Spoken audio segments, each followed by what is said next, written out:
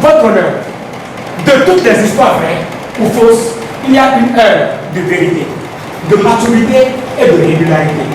Il est l'heure aujourd'hui de régulariser l'honneur, de régulariser toutes les atteintes suite à cette affaire dite de l'entreprise Pio. Utiliser le droit pour contribuer à soigner les maux dont souffre l'environnement. Une idée géniale portée par l'Institut de la francophonie pour le développement durable. La finalité est de mettre en exergue un outil puissant au service de la protection de la nature, le droit de l'environnement. L'activité est née comment? Il a été lancé sur le net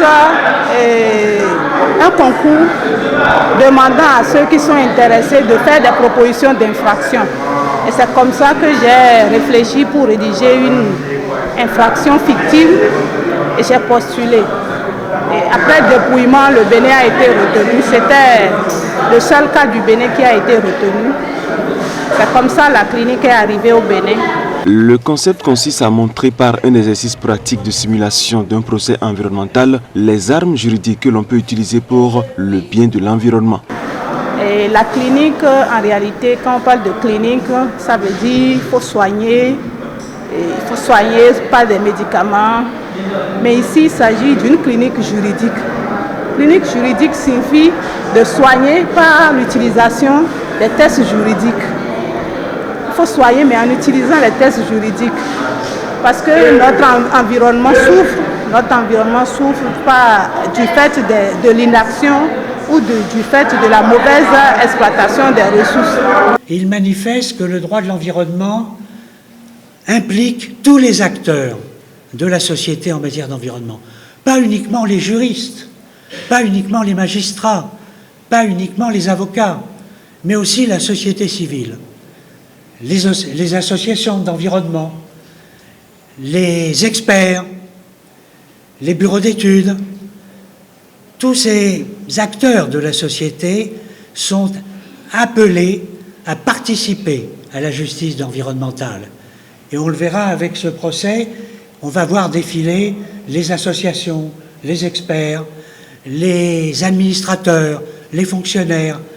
Toutes ces personnes sont des acteurs du droit de l'environnement. Les analyses ont révélé que l'eau de la rivière était polluée, c'est ça? Dites-nous si les contaminants retrouvés dans cette eau peuvent-ils provoquer des maladies comme des troubles respiratoires, des brûlures gastriques? Oui. Pour apprécier la qualité de l'eau qui est par le liquide, nous avons fait le suivi sur 7 jours.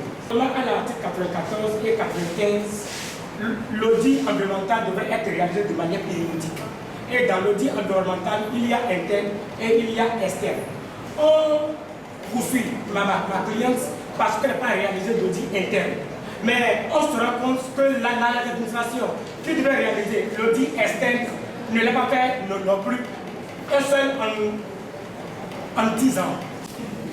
Je voulais demander à Madame la directrice de l'entreprise si elle sait que l'eau de la rivière sert à plusieurs utilisations, donc à l'utilisation domestique. Et donc prouver que le fait de n'avoir pas mis en place le plan de gestion. Oui, Madame la Présidente. Faites-moi la liste de vos témoins. D'accord, Madame la Présidente. En cette séance consistait à faire passer un message sur la protection de l'environnement. Ils ont choisi des faits en rapport avec une localité de la zone qui abrite une usine de transformation de l'alcool. Donc ils devaient ces déchets, les déchets issus de la transformation qui sont versés dans la rivière située à 200 mètres de l'usine. Parce que je ne peux qu'être heureux. Je ne peux qu'être heureux pour d'abord l'initiative parce que cela nous a permis de joindre la théorie à la pratique. Et franchement, nous pensons que c'est une initiative qu'il faut répéter à plusieurs, de sorte que nous puissions avoir également la main en ce qui concerne la pratique en droit de l'environnement. La clinique juridique, une initiative qui réjouit le ministère du cadre de vie et du développement durable. Mesdames et messieurs, entre la théorie et la pratique, le fossé demeure très grand Et cette clinique vient à point nommé pour réduire cet écart.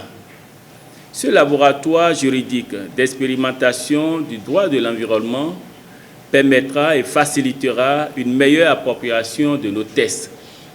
Nous avons suivi plusieurs séquences et qui ont permis à nos apprenants de faire parler désormais nos tests qui, pour la plupart du temps, sont restés très muets. Cette clinique a permis aussi aux étudiants de rechercher les informations sur les droits national et international de l'environnement, de se documenter sur le règlement des infractions et surtout sur la mise en œuvre de l'action et la poursuite en matière environnementale. Avant toute chose, je voudrais saluer l'excellente collaboration avec la Direction générale de l'environnement et du climat du Bénin, qui a su mobiliser en très peu de temps une équipe d'acteurs universitaires engagés que je remercie par la même occasion. Cette dynamique collaborative confirme l'engagement des institutions béninoises pour le développement de la coopération francophone. Bien que nous reconnaissions avec un intérêt certain une inflation de la législation environnementale dans la plupart de nos États et gouvernements membres, nous sommes également conscients que des efforts accrus doivent être soutenus pour favoriser leur effectivité. L'engagement du Bénin dans la lutte contre la préservation de la nature n'est plus à démontrer. En plus des nombreux accords bilatéraux signés dans ce sens, cette technique juridique est un instrument de plus pour mener à bien ce combat qui a pour objectif final un environnement sain et vivable.